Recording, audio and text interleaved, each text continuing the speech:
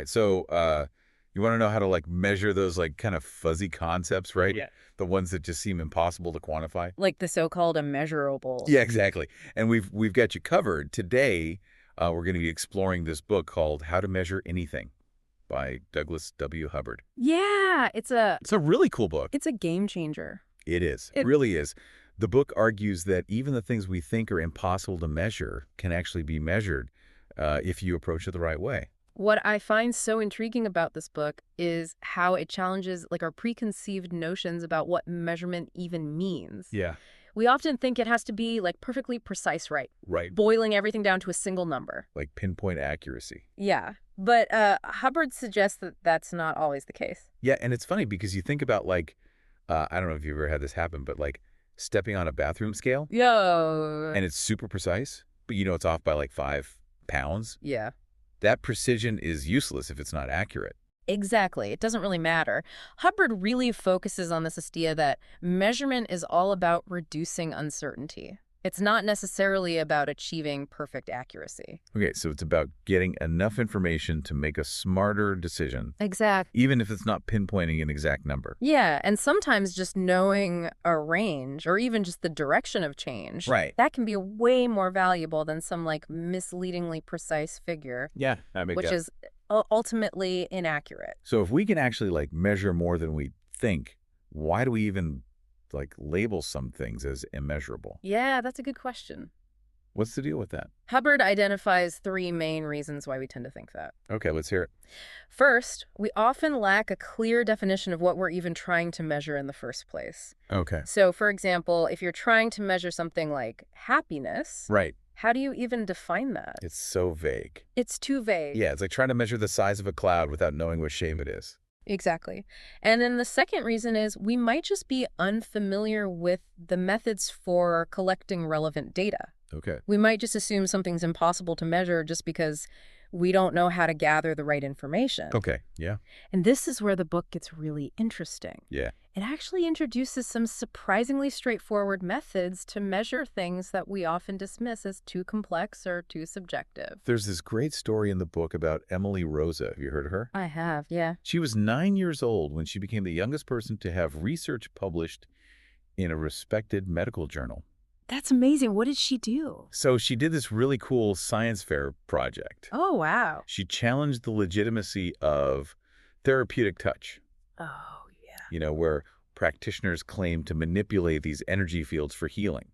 Interesting. So it's a perfect example of how even these seemingly woo-woo concepts can be put to the test. Her experiment, it was really simple, showed that these practitioners couldn't actually sense her hand over theirs any better than random chance. Wow. So it kind of casts some serious doubt on the validity of their claims. Yeah, it really highlights the power of simple, well-designed observation to sort of demystify these concepts. Right. And then another example from the book, the MITRE Information Infrastructure, or MII. Okay. It's this knowledge-based system that was built to try to enhance collaboration. Okay.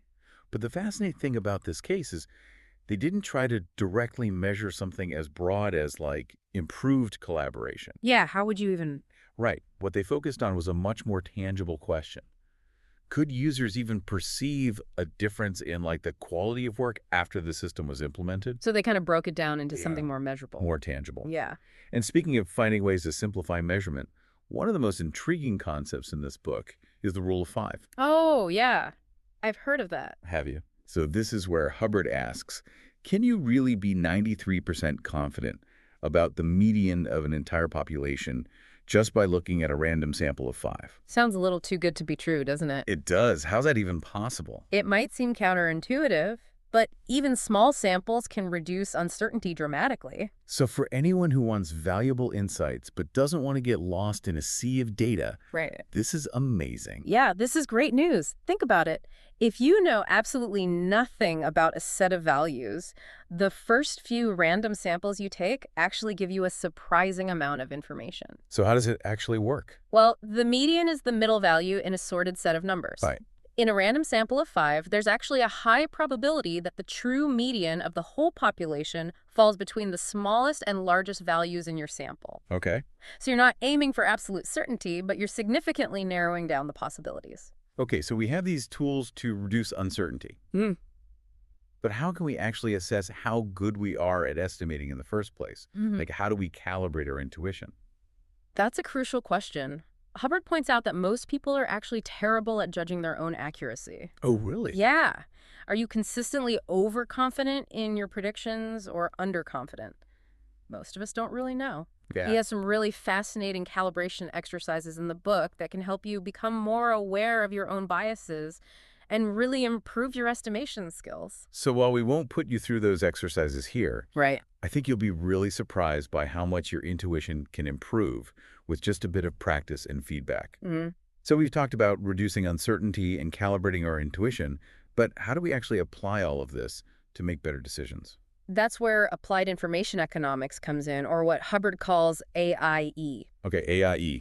I like it. It's his framework for approaching measurement strategically. Okay. It's not about just randomly picking metrics. AIE poses critical questions. It asks, what should we measure? Right. How much effort should we invest? Yeah. And most importantly, how will this information that we gather actually inform our decisions? So a really good example that he uses in the book is the EPA's evaluation of the Safe Drinking Water Information System, SDWIS. or SDWIS. Yeah.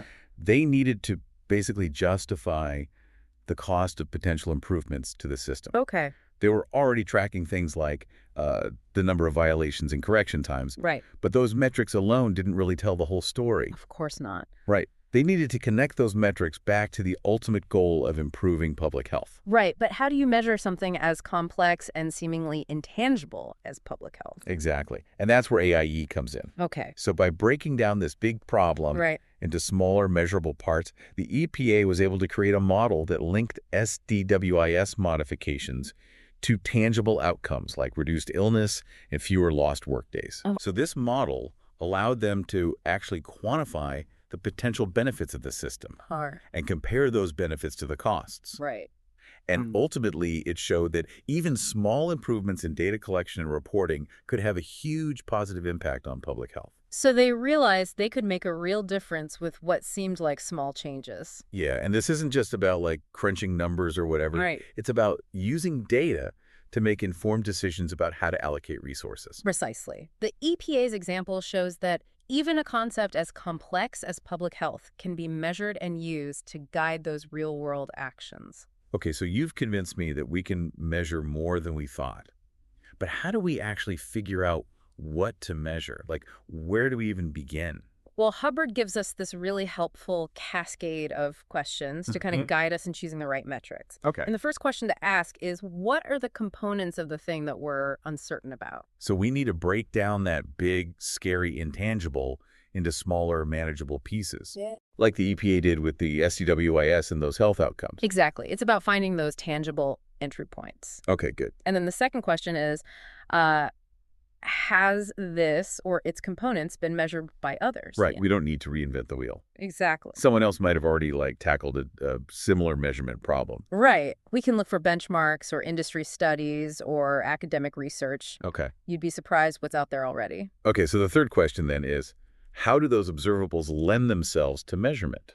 Right. So this is where we get into the nuts and bolts Exactly. of choosing the right data collection methods. Yeah. So I'm starting to see how this framework really helps navigate the measurement process. Right. It feels way less daunting now.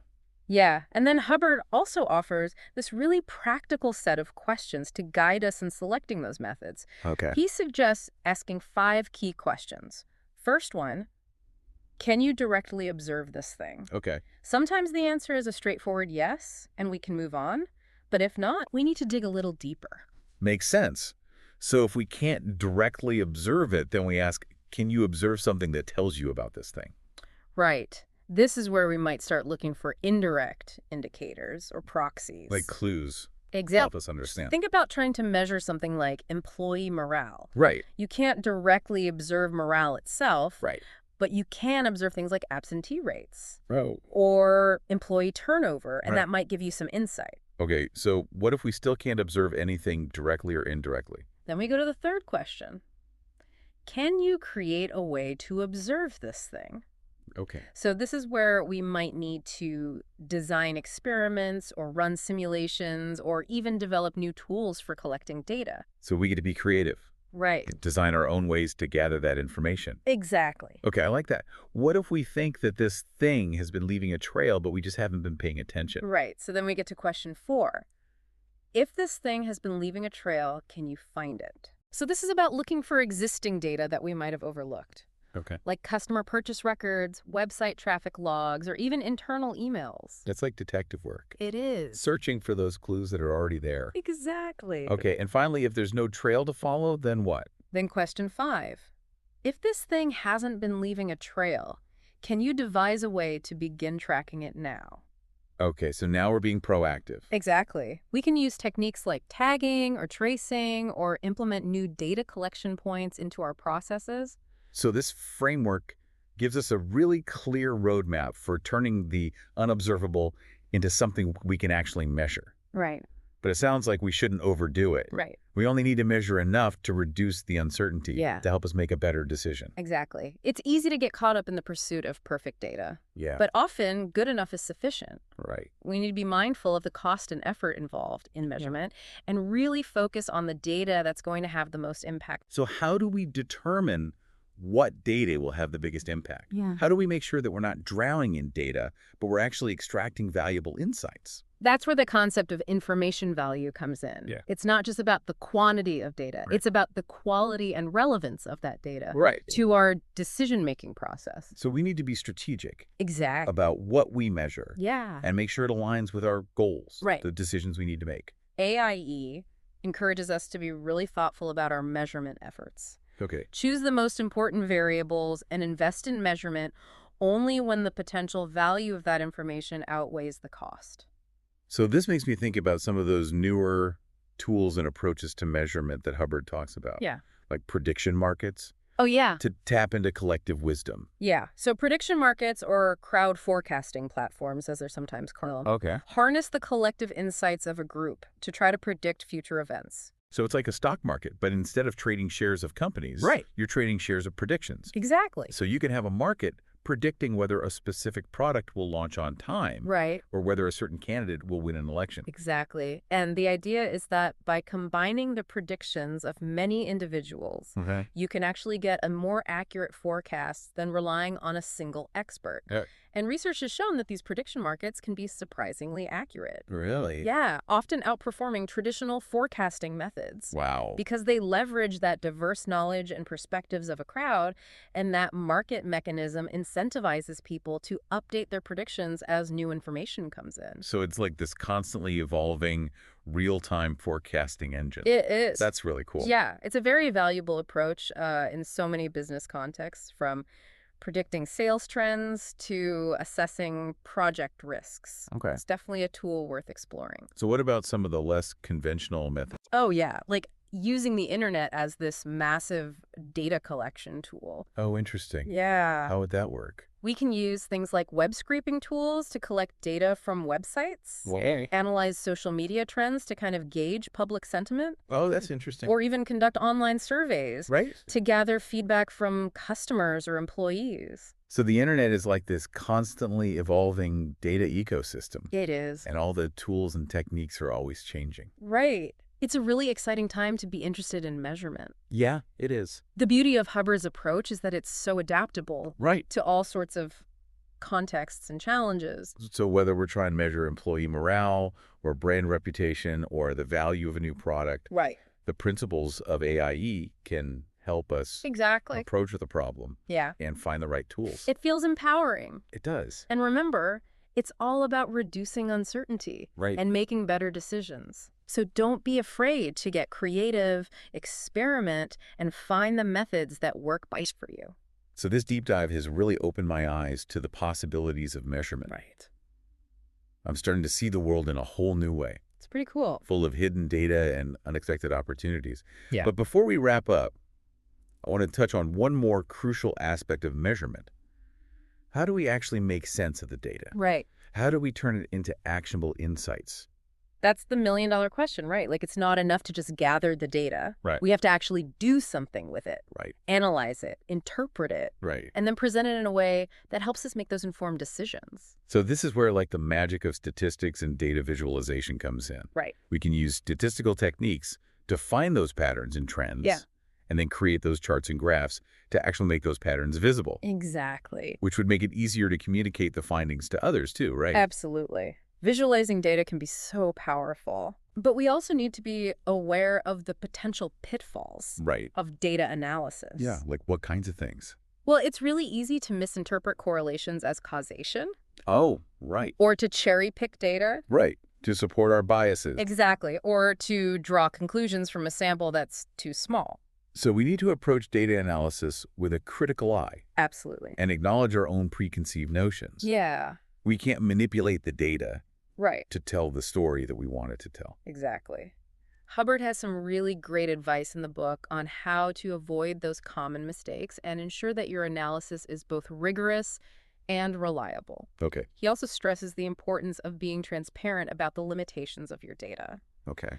We should never present our findings as absolute truths, Right. but instead acknowledge that inherent uncertainty in any measurement process. Right. It's about being honest about what the data can and cannot tell us. Exactly. This reminds me of something else that Hubbard mentioned, Bayesian statistics. Oh, yeah. Can you remind me what that is exactly? So Bayesian statistics is named after this 18th century statistician Thomas Bayes. Okay. And it's all about updating our beliefs as we gather new information. Okay. So it's a way to combine our prior knowledge with new data Right. to arrive at more informed conclusions. Okay. So rather than starting from scratch every time we encounter new data, Right. we can actually use Bayesian methods to build on what we already know Okay. and refine our understanding over time.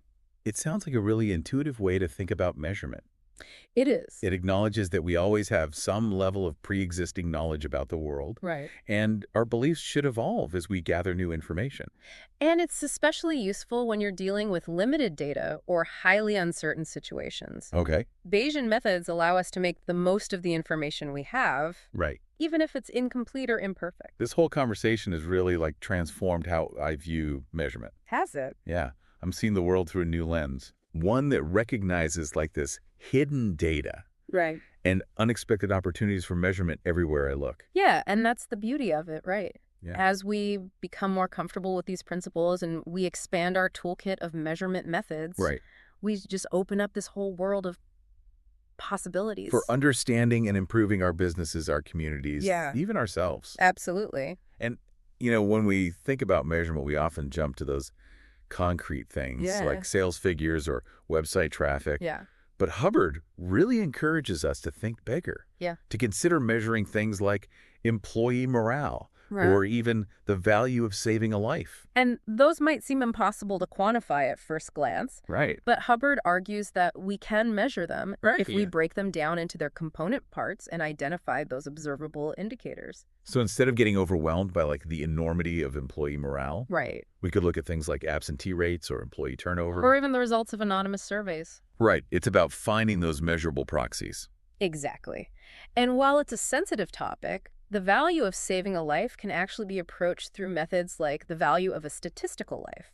I've heard of that, yeah. This method analyzes how much people are willing to pay to reduce their risk of death Okay.